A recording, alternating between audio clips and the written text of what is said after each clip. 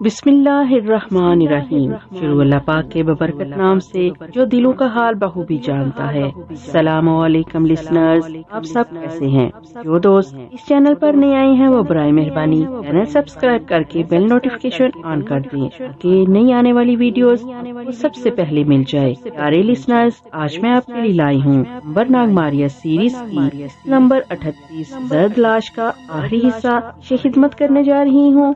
Listeners, चले चलते हैं कहानी की तरफ।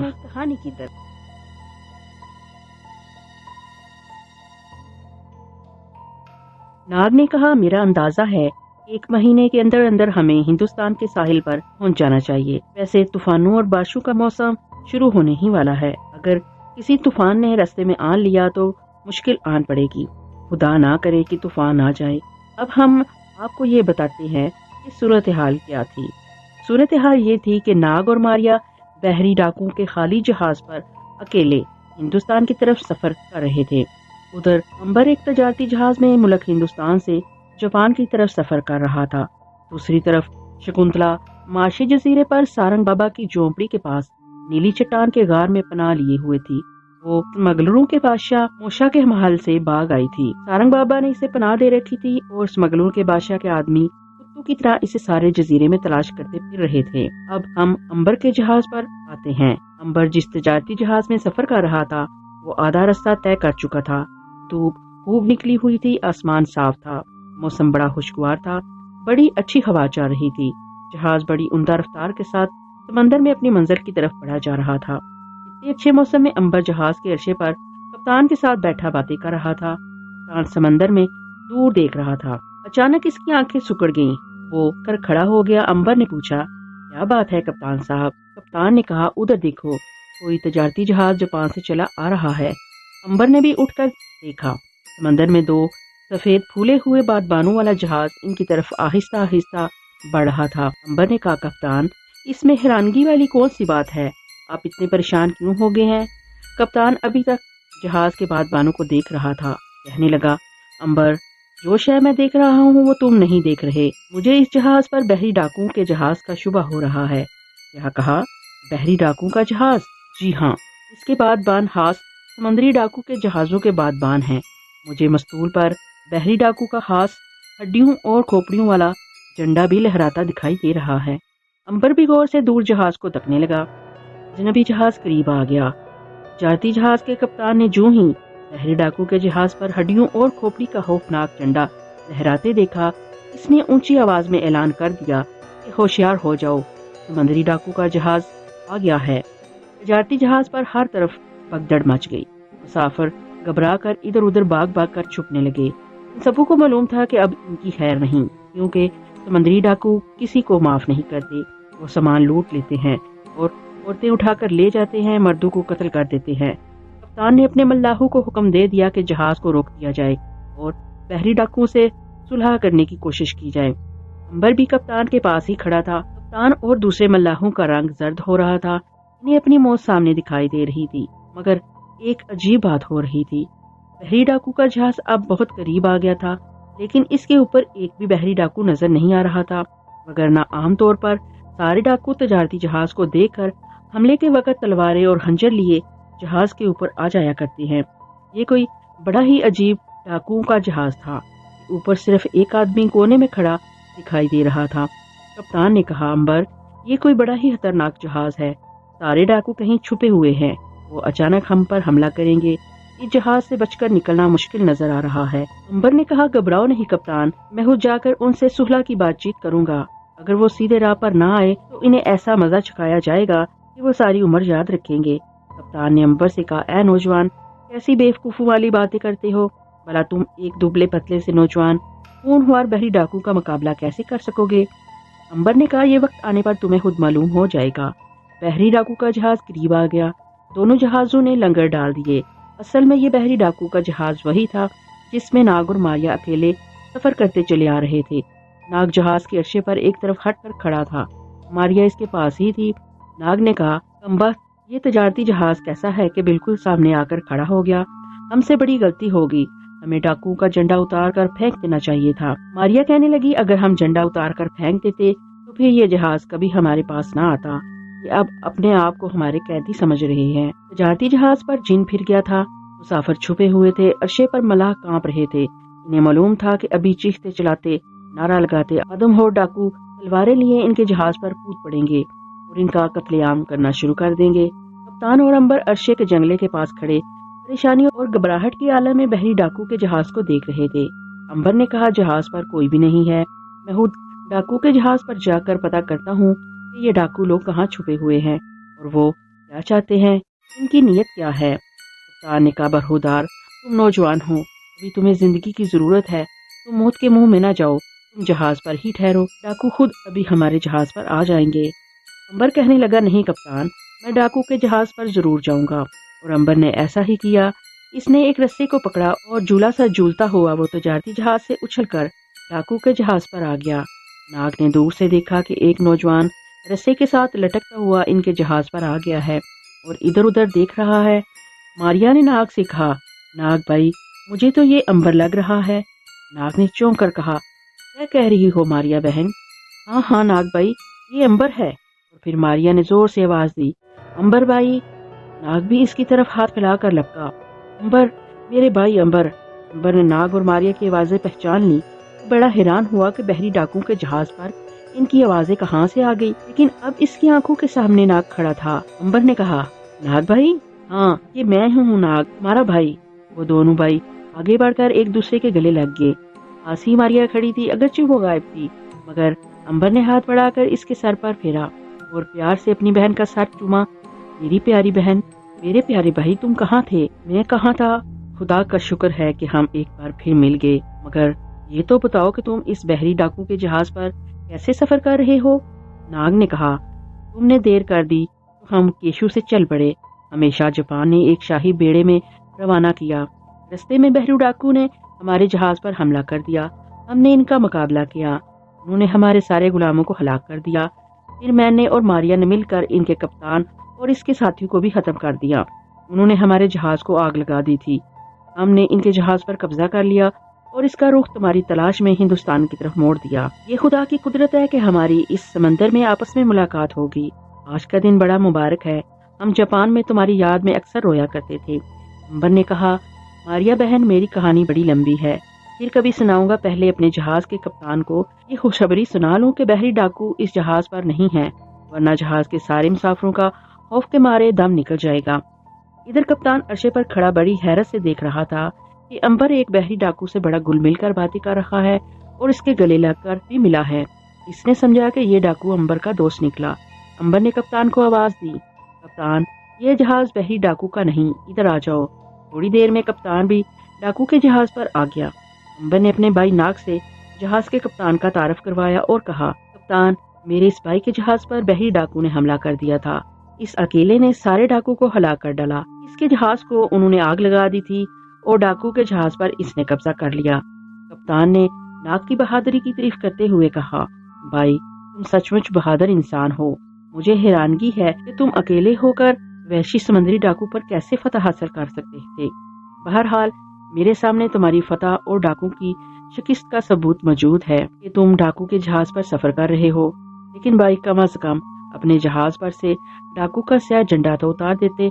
नाग ने मुस्कुरा कर कहा, अगर मैं झंडा उतार देता तो आप यहाँ कभी खड़े ना होते और मेरे भाई अंबर से हमारी कभी मुलाकात ना होती। हम एक बरस से जुदा हुए थे, अब आज मिल रहे हैं। जाती जहाज के मल्लाहों और मुसाफिरों को मालूम हुआ कि जिस जहाज को वो बहरी डाकू का जहाज समझ रहे थे वो डाकू का जहाज नहीं है, तो इनमें खुशी की लहर दौड़ गई।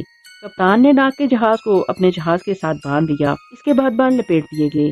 नाग, अंबर कप्तान के साथ तजारती जहाज पर आ गए। मारिया भी इनके साथ ही आ गई। जहाज पर आकर मुसाफिरों ने नाग का बड़ी गर्मजोशी से इस्तकबाल किया। दोनों जहाज बीच समंदर में खड़े थे। रात को नाग और अंबर के मिलने की खुशी में जहाज पर एक शानदार दावत दी गई। दावत में मारिया भी शरीक हुई, मगर वो किसी को नजर नहीं आ रही थी। वो नाग के पास ही बैठी थी। अंबर भी साथ ही था। नाग मारिया को भी सबकी नजरों से छुपा छुपा कर गोश्त और मिठाइयाँ खिला रहा था। कप्तान को और जहाज के दूसरे किसी मुसाफिर को शक तक नहीं हुआ कि इस जगह एक ऐसी औरत बैठी है जो किसी को दिखाई नहीं दे रही। आने के बाद कप्तान, नाग और अंबर कैबिन में बैठ गए। अंबर ने मारिया को भी चुपके से अंदर दाखिल करा लिया था। कप्तान ने प्यालियों में कहवा डालते हुए कहा, नाग भाई, मैं तुम्हारी होशियारी और अक्लमंदी पर बड़ा खुश हूँ कि तुमने एक जहाज को कैसे संभाल लिया और इसे समंदर में चलाते हुए यहाँ तक ले आए। तुम्हारी जगह कोई दूसरा होता तो वो हिम्मत हार देता। अंबर ने कहा, कप्तान साहब, मेरा भाई बड़ा बहादुर है। हम दोनों ने इकट्ठे मिलकर बड़ी बड़ी मुसीबतें बर्दाश्त की हैं और बड़े बड़े कठिन सफर किए हैं। कई बार हमारा जहाज तूफानों में गर्क हो गया और हम एक तख्ते पर बैठकर समंदर में तैरते किसी जजीरे पर पहुंचे। नाग बोला, इंसान को मुसीबत के वक्त हमेशा सब्र और हौसले से काम लेना चाहिए। जो शख्स हिम्मत हार बैठता है वो जंग अपने ही घर में हार बैठता है। कप्तान ने कहा, लेकिन मुझे एक बात की समझ नहीं आ रही कि तुमने अकेले इतने ज्यादा और इस कदर वहशी डाकू का मुकाबला किस तरह किया। ये डाकू लोग तो 50-60 आदमी से भी नहीं हार मानते। फिर तुमने अकेले इन सब का मुकाबला करके इन्हें हलाक करने के बाद इनकी जहाज पर कैसे कब्जा कर लिया। अब नाग इसे क्या बताता कि वो सांप बन गया था। इसने सैकड़ों सांप डाकू पर छोड़ दिए थे और ये कि मारिया भी गायब होकर इसके साथ जंग में हिस्सा ले रही थी। वो मुस्कुराया और बोला, बस खुदा ने मेरी मदद की और मैं कामयाब हो गया।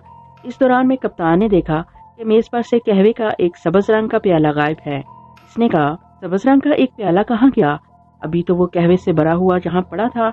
इस प्याले में मारिया कहवा पी रही थी और जैसा कि आप पिछले हिस्सों में सुन चुके हैं, मारिया खुद भी गायब थी और वो जिस चीज को अपने हाथ में पकड़ लेती थी वो भी गायब हो जाती है। अंबर ने कहा, मेरा ख्याल है सब्ज प्याला मेज पर नहीं था, आपको गलतफहमी हुई है। कप्तान बोला, भला ये कैसे हो सकता है? मैंने खुद अभी अभी सब्ज रंग का प्याला मेज पर पड़े देखा था। इसमें कहवे की बाप उठ रही थी। नाग ने कहा, आपकी नजरों का धोखा होगा कप्तान साहब। मारिया कहवा भी पी रही थी और हंस भी रही थी कि कप्तान कैसा बेवकूफ बन रहा है। वो लोग इधर उधर की बातें करते रहे। अब मारिया ने कहवा पीकर खाली प्याला मेज पर लाकर रख दिया था। देखो, मेज पर पड़ा है, मगर सवाल ये है कि ये कहाँ से आ गया। अंबर ने प्याले को गौर से देखा और कहा, कमाल है, ये तो कोई जादू का करिश्मा मालूम होता है। नाग बोला, बहरहाल कप्तान साहब, आपको खुश हो जाना चाहिए कि आपका प्याला जाया नहीं हुआ, वो आपको वापस मिल गया है। कप्तान ने हैरत से सर हिलाकर कहा, लेकिन ये कहाँ चला गया था और फिर अपने आप वापस कहाँ से आ गया? अंबर ने बात बदलते हुए कहा, मेरा ख्याल है हमें अब असल बात पर आ जाना चाहिए। अब किस्सा ये है कप्तान साहब कि मैं आपके साथ जापान नहीं जा सकता, क्योंकि अपने जिस भाई और जिस बहन की। अंबर एकदम रुक गया। वो बेख्याली में मारिया का जिक्र कर गया था। कप्तान ने कहा, बहन कौन? अंबर ने झट कहा, मेरा मतलब था कि बहन शकुंतला, लेकिन इसे अभी तलाश करना है। वो इस डाकू के बहरी जहाज पर नहीं थी। जाहिर है इसे डाकू किसी दूसरी जगह ले गए हैं या वो यकीनन हिंदुस्तान में होगी। अंबर ने नाग और मारिया को शकुंतला के बारे में सारी कहानी बयान कर दी थी। फिर कप्तान से कहा, अब सवाल ये है कि मैं जापान जाकर क्या करूंगा, क्योंकि जिस बहरी डाकू के जहाज में शकुंतला जा रही थी इस पर नाग ने कब्जा कर लिया है और इसके कहने के मुताबिक जहाज पर कोई औरत सवार नहीं थी। मेरा ख्याल है कि डाकू शकुंतला को जरूर रास्ते में किसी जजीरे में फरोख्त कर चुके हैं। नक्शा देकर आप हमें ये बताएं कि इस इलाके में कोई आसपास ऐसा जजीरा भी है जहाँ कोई अमीर आदमी रहता हो और जहाँ लौंडियों और गुलामों की खरीदो फरोख्त का कारोबार होता हो। कप्तान ने नक्शा देखकर बताया, मियां अंबर, इस वक्त हम यहाँ खड़े हैं। यहाँ से 200 किलो मील जनूब मगरब की जानब वाहिद जजीरा है जिसका नाम मार्शी है। इस जजीरे पर एक ऐसे अमीर आदमी की हुकूमत है जिसे इन समंदरों में स्मगलरों के बादशाह के नाम से पुकारा जाता है।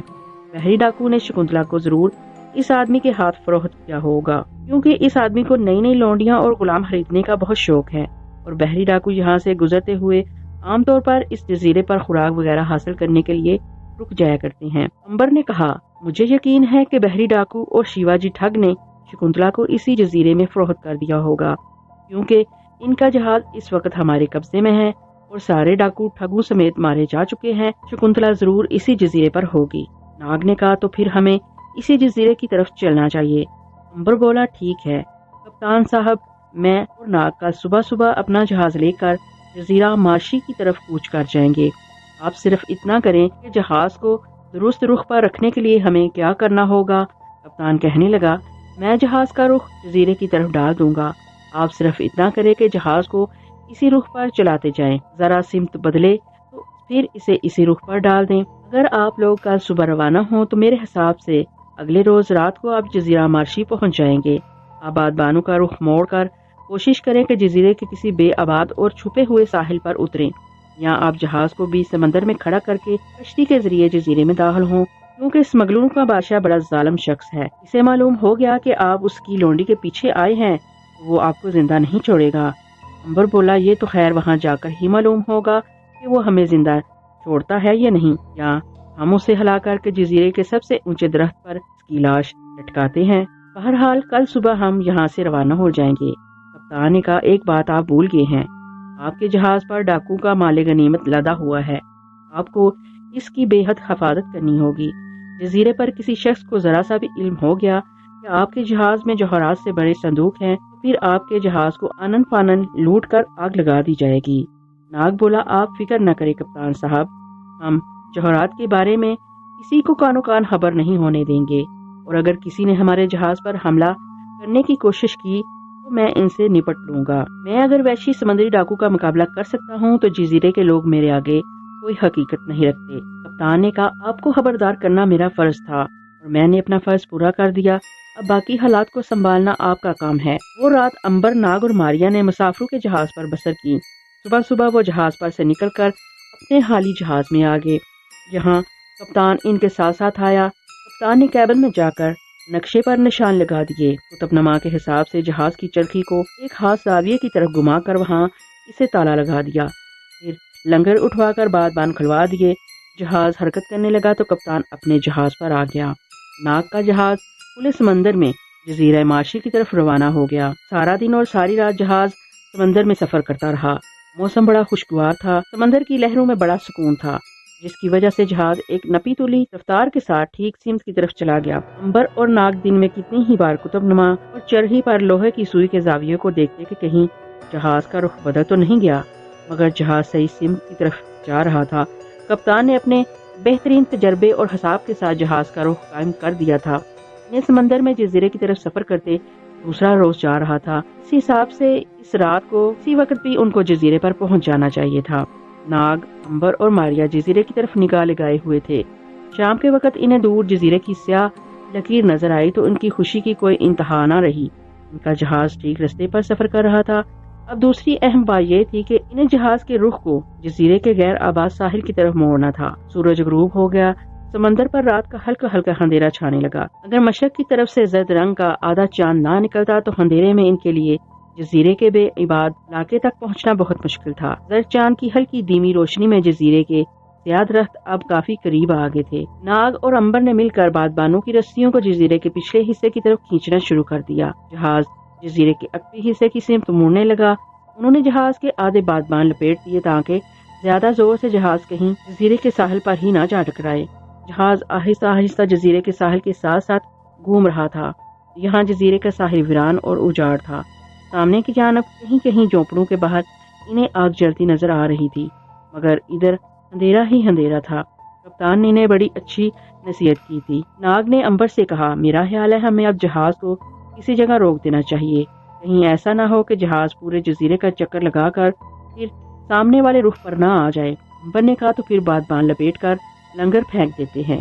ماریا بولی، پہلے یہ اندازہ لگا لینا چاہیے کہ یہ جگہ کہیں غیر محفوظ تو نہیں، کہیں ایسا نہ ہو کہ دن چڑھے تو ہمیں پتہ چلے کہ ہم تو جزیرے کے سارے لوگوں کی نظروں میں ہیں۔ ناگ نے کہا، اتنے بڑے جہاز کو جزیرے والوں کی نگاہوں سے زیادہ دیر تک چھپانا بہت مشکل بات ہے، انہیں آج نہیں تو کل جہاز کے بارے میں علم ضرور ہو جائے گا۔ امبر بولا، ہاں ماریا بہن، آخر جزیرے کے ماہی گیر سمندر میں کشتیاں لے کر مچھلیاں پکڑنے بھی تو نکلیں گے، یہ جہاز کسی کی نظروں سے زیادہ دیر چھپ نہیں سکے گا۔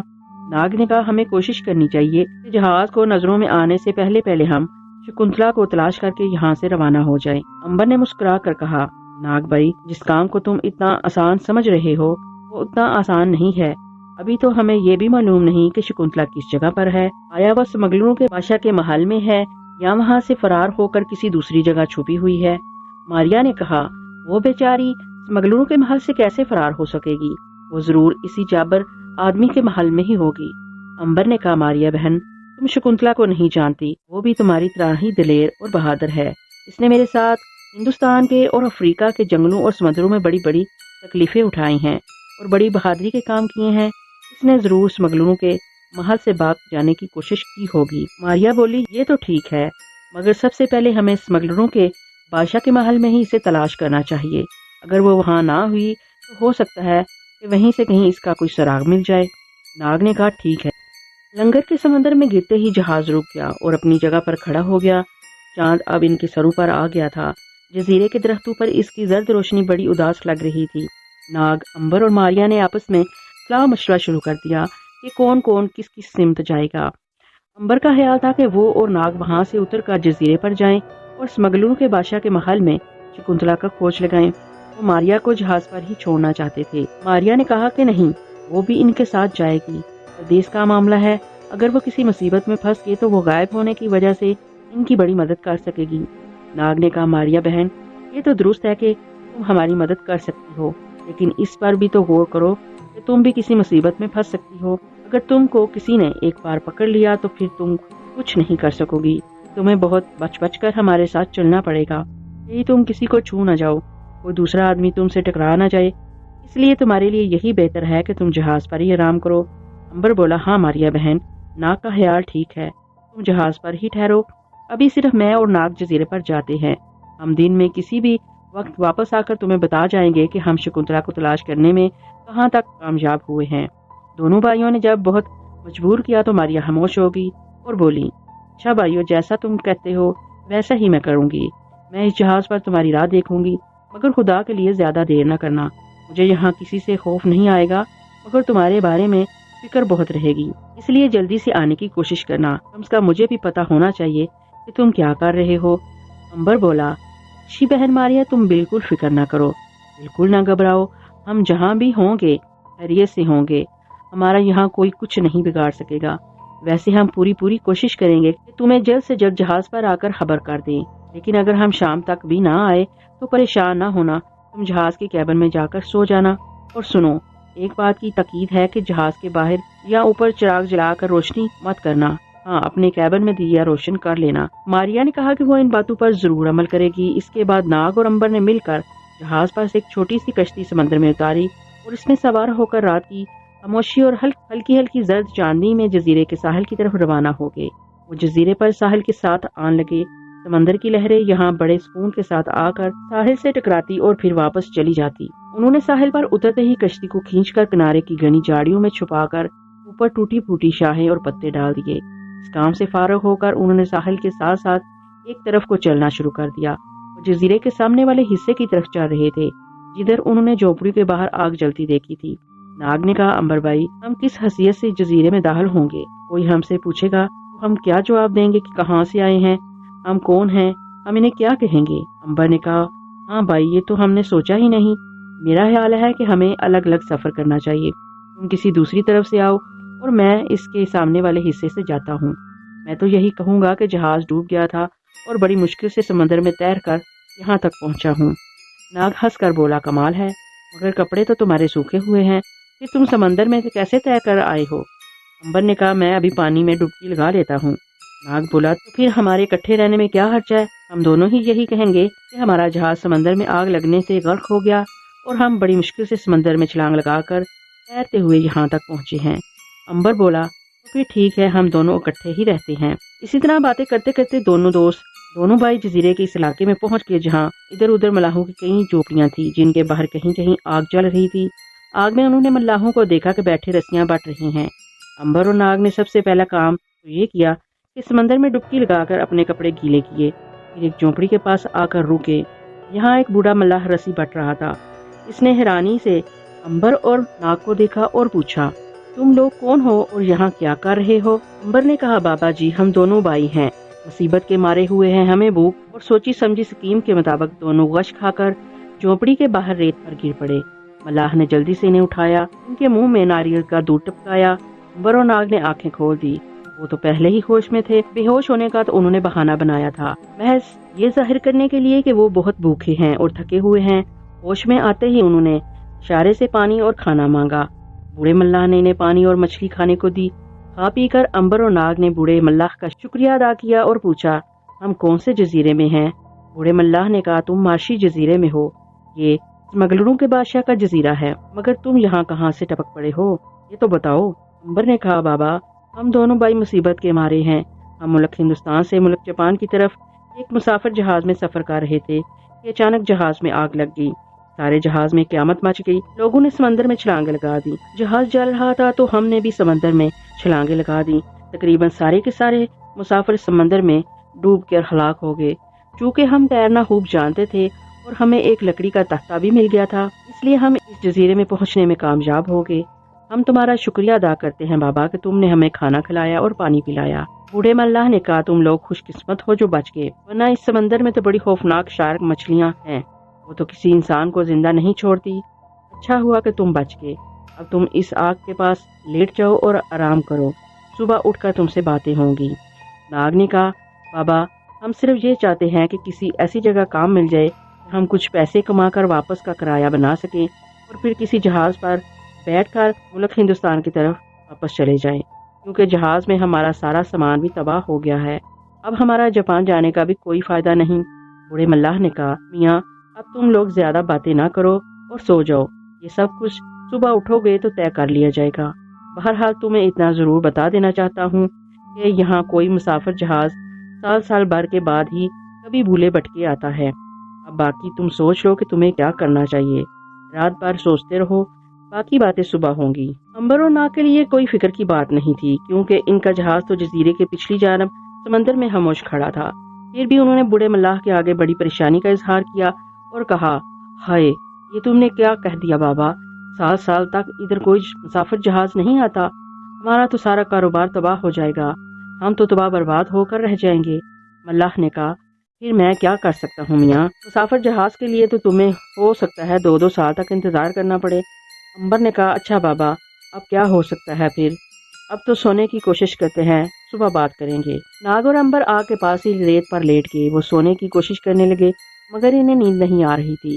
تھوڑی دیر بعد بوڑھا ملاح اٹھا اور جھونپڑی کے اندر جا کر گھاس پھوس کے بستر پر لیٹ گیا، وہ ان سے ذرا فاصلے پر تھا۔ امبر نے سرگوشی میں ناگ سے کہا بھائی صبح اٹھ کر پہلا کام یہ کرنا کہ بوڑھے ملاح سے اسمگلروں کے بادشاہ کے محل کا رستہ پوچھنا، تاکہ ہم وہاں پہنچ کر کسی نہ کسی طرح محل کے اندر داخل ہونے کی کوشش کریں۔ ناگ بولا بہت اچھا۔ وہ دونوں سو گئے، رات گزر گئی، دن چڑھا تو جزیرے پر سورج کی چمکیلی روشنی پھیل گئی۔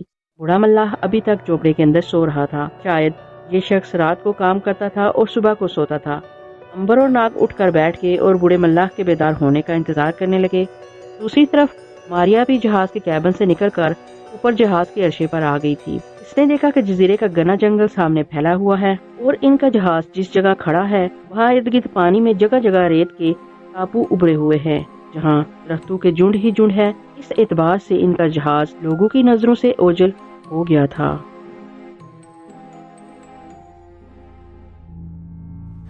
تو پیارے لسنرز، زر تلاش کہانی آپ کو کیسی لگی؟ اپنی رائے کا اظہار کمنٹ باکس میں ضرور کریے گا، کیونکہ آپ کی رائے میرے لیے بہت قیمتی ہے، اور پلیز مجھے سپورٹ کریے گا۔ نیکسٹ نیو ایپیسوڈ تک کے لیے اپنی دعاؤں میں یاد رکھیے گا، پھر ملیں گے انشاءاللہ۔ اللہ حافظ۔